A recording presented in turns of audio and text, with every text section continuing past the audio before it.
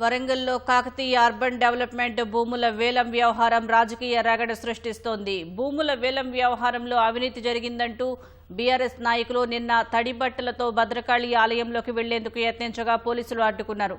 ఆ తర్వాత కూడా చైర్మన్ వెంకట్రామిరెడ్డి ఇతర కాంగ్రెస్ నాయకులు తడి వస్త్రాలతో అమ్మవారిని దర్శించుకుని పూజలు చేశారు. అధికార విపక్షాల సవాళ్లతో భద్రకాళి ఆలయంలో ఉద్రిక్తత నెలకొంది.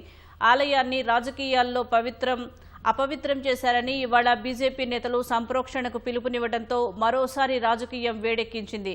శుద్ధి కార్యక్రమం పేరుతో ఆలయానికి వచ్చిన బీజేపీ నేతలను పోలీసులు అరెస్టు చేయడంతో ఇరు వర్గాల మధ్య తోపులాట చోటు చేసుకుంది.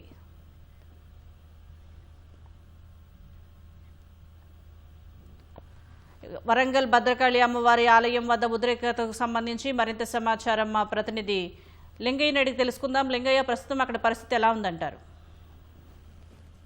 ప్రస్తుతం భద్రకాళి ఆలయం వద్ద అయితే ప్రస్తుతం ఉద్రిక్త పరిస్థితులు తగ్గాయని చెప్పవచ్చు. అయితే రెండో రోజు కూడా కాకతీయ అర్బన్ డెవలప్మెంట్ అథారిటీ చేపట్టిన ప్లాట్ల వేలం ప్రక్రియలో ఇవాళ కూడా రెండో రోజు రగడైతే కొనసాగుతుందని చెప్పవచ్చు. నిన్న అధికార ప్రతిపక్ష పార్టీల మధ్య సవాళ్లు ప్రతి సవాళ్ల మధ్య భద్రకాళి ఆలయం వద్ద తీవ్ర ఉద్రిక్త పరిస్థితులు నెలకొన్నాయి.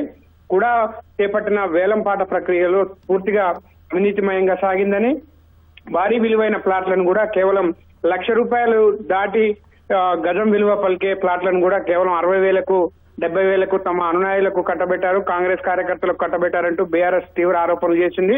ఈ నేపథ్యంలోనే మాజీ కూడా చైర్మన్ యాదవ్ రెడ్డి, అదేవిధంగా ప్రస్తుత కూడా చైర్మన్ వినుగాల వెంకట్రామిరెడ్డి మధ్య మాటల యుద్ధం జరిగింది. ఈ నేపథ్యంలోనే బీఆర్ఎస్ కాంగ్రెస్ పరస్పర ఆరోపణలు చేసుకున్నాయి. భద్రకాళి ఆలయం అమ్మవారి వద్ద తడిబట్టలతో స్నానం చేసి అమ్మవారి దగ్గర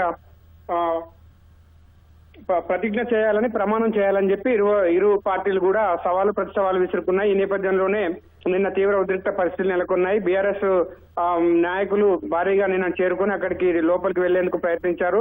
ఆలయం వెలుపల తడిబట్టలతో స్నానం చేసి లోపలికి వెళ్లేందుకు ప్రయత్నించగా పోలీసులు అడ్డుకొని వాళ్ళని అదుపులోకి తీసుకున్నారు. ఆ తర్వాత ప్రస్తుత కూడా చైర్మన్ వినుగాల వెంకట్రామిరెడ్డి, అదేవిధంగా కాంగ్రెస్ నాయకులు కూడా భారీగా చేరుకొని అక్కడ తడిబట్టలతో స్నానం చేసి ఆ అమ్మవారిని దర్శించుకొని తమ ప్రభుత్వంలో కూడా పాలకవర్గంలో ఎటువంటి అవినీతి జరగలేదని చెప్పి ప్రమాణం చేశారు. ఇవాళ రెండో రోజు కూడా ఆలయం వద్ద ఉద్రిక్త పరిస్థితులు అయితే నెలకొన్నాయి.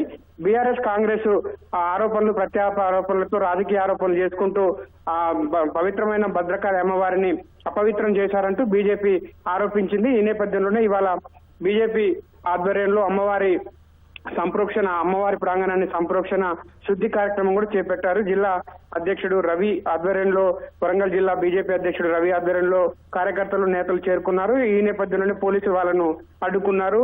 అక్కడ సంప్రోక్షణ శుద్ధి చేసేందుకు బీజేపీ నేతలు ప్రయత్నించగా పోలీసులు అడ్డుకొని వారిని కూడా అదుపులోకి తీసుకున్నారు. ఈ ఇరు వర్గాల మధ్య తోపులాట కూడా చోటు చేసుకుంది. ఏదేమైనప్పటికీ